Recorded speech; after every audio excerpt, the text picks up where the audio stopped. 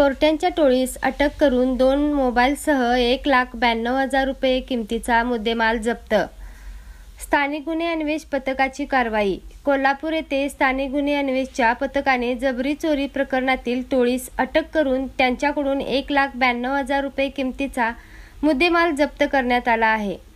यात अटक केलेल्या रवी नामदेव पवार वय वर्ष 25, अजय चंद्रकांत चव्हाण वय वर्ष 25, सचिन अशोक चव्हाण वय वर्ष 26 आणि विनायक अनिल चव्हाण वय वर्ष 25 सर्व राहणार शांतीनगर मुळशिंगी तालुका करवीर यांचा समावेश असून त्यांना पुढील तपासासाठी शाहूपुरी पोलिसांच्या ताब्यात देण्यात आले।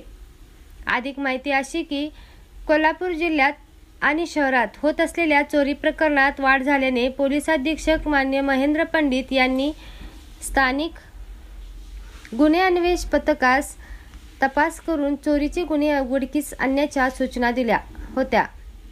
त्याचप्रमाणे पथके तयार करून तपास करीत असताना या पथकाला शाहूपुरी पोलीस ठाण्यात चोरीचा गुन्हा दाखल असलेला रेकॉर्डवरील गुन्हेगार रवी पवार हा दिनांक 12/5/2024 रोजी दुचाकीवरून उचगाव परिसरात असलेल्या हॉटेल अविनाश समोर येणार असल्याचे समजले।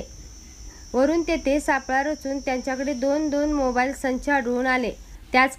त्याचप्रमाणे अधिक चौकशी केली असता प्रथम त्यांनी उडवाउडवीची उत्तरे दिली असता त्याला विश्वासात घेऊन चौकशी केली असता त्यांनी दिनांक 31/3/2024 रोजी लोणार वसाहत येथे रात्रीच्या सुमारास मोटरसायकलवरून आलेल्यांना मारहाण करून त्यांच्याकडील जबरदस्तीने मोबाईल काढून घेतल्याची कबुली दिली। त्यांना ताब्यात घेऊन 2 मोबाईल संच आणि इतर असा 1,92,000 रुपये किमतीचा मुद्देमाल जप्त केला।